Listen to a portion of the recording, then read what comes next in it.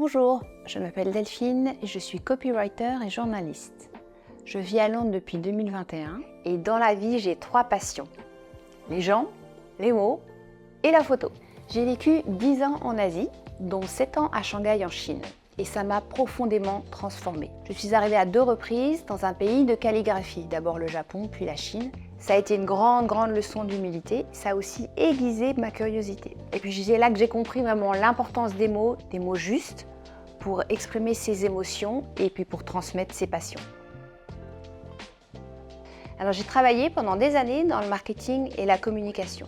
Et je me suis rendu compte que ce que je faisais le mieux et qui plaisait le plus, c'était quand je racontais des histoires. Donc c'est tout naturellement que je me suis mise à écrire professionnellement.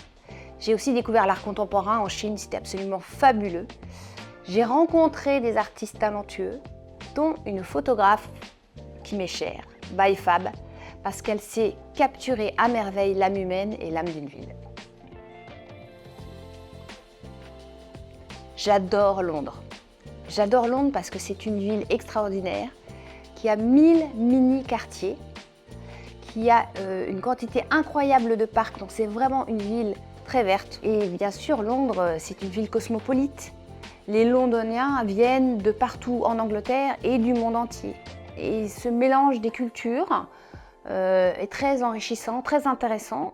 Tout le monde cohabite d'une façon exceptionnellement harmonieuse. Et puis bien sûr, il y a ces musées, ces galeries et de quoi se nourrir artistiquement et intellectuellement à l'infini.